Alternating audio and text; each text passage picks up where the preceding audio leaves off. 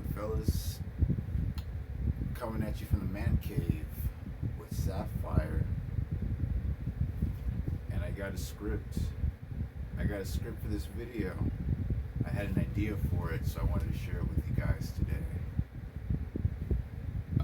Before I get to it, just want to give you an update on the no weed thing. I'm doing a good job in staving away from going to the dispensaries. I've been kind of dry on this end here for a while, but like I said before, I haven't been punishing myself. If I encounter it, I'll partake and then I'll move on. It's just it's gonna be a means of like trying to have it around but not care about it. It's kind of a process, but past few days brain's been kind of just blank, so I've trying to been pushing through it. But anyways, I got a script for you, so I'm just gonna do myself a favor and just read. The title is Public Schooling and Speculations Around RK Strategies. I'll get into that in a bit. I want to share with you all guys a retrospective take on my experiences in the public schooling system. This isn't going to be some sort of shit my pants sob story on how I was wronged by people, even considering that there was a fair bit of that. More like a microscopic refraction of wasted potential that results from a bureaucratic and cookie-cutter approach to a system that supposedly aids in the process of self-realization.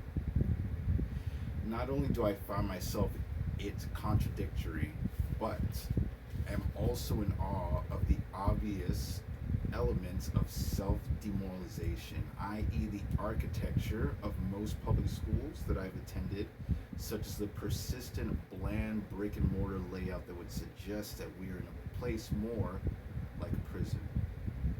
So again, not trying to make this a sob story, but I do believe, looking back at my inconsistent performance, academically speaking, that there was a degree of attention deficit with other quirks that rendered me unable to experience sufficient degrees of respect, success, and notoriety.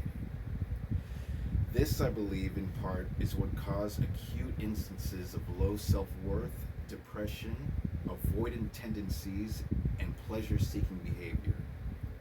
From around the time I graduated high school up until around a year ago. Thankfully, through a unique set of circumstances, I am well on the road to shaking that stuff off.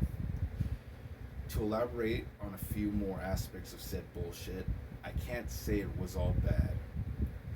I did excel at a couple of subjects, hard math and science, art and gym, and was able to make and maintain some friendships. But if I had a hand in the structure of the education system as far as the progression of one's education goes, it would be from a more tailored or practically deduced path that would be decided much earlier in one's schooling career than in present times. To add on to that, gender segregation would, in my mind, only help in this progress, i.e., less distractions and less degeneracy. Adding on to this, I will throw in some of the concepts, RK mating behavioral strategies, which was brought to my attention by Stefan Molyneux, who was unfortunately removed off YouTube. Looking back, there were definitely R strategy behaviors implemented into many of the female minority students. Not to discriminate, that's just how it was. To those unaware, R strategy, in opposition to K, is the live fast, die hard paradigm brought forth in females usually when there is no stable biological male figure present in their lives. As a result, shown through scientific documentation, the initiation of menstrual cycles starts about a year or two earlier than on average, as well as the adoption of more aggressive behavior and parting away from the script, perhaps lower pitched voice or more physical features that I haven't really specified on the script.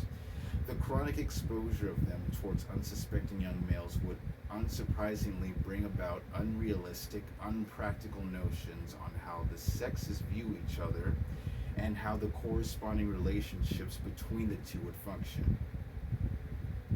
Starting to bring these things back full circle, imagine, take into account the sociological and mental ramifications of the increasing instances of males who are coming of age, not being able to or not willing to confront the opposite sex due to a disdain or even fear resulting from contradictory past experiences. Is it any surprise that we have groups such as the incels or MGTOW coming out of the woodworks, being comprised of an acutely younger demographic?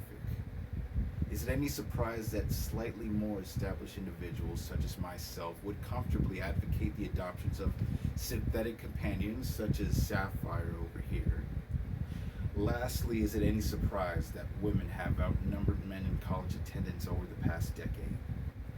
I, for one, am only concerned in those males who fail to see the forest for the trees and do not adapt to the changing landscape of female male paradigm.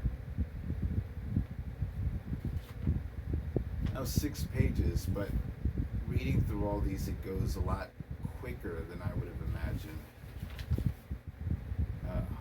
Maybe when my brain is in a more optimal state, I can kind of do this push-pull narrative with reading off the scripts and giving additional takes that I think of off the spot, more like speaking off the cuff. But short video for right now. I'm going to leave it at that. I'm very tired, so I'm going to go to sleep now. If any questions, leave it in the comments, and I look forward to hearing what you guys have to say. With that being said, thanks for watching.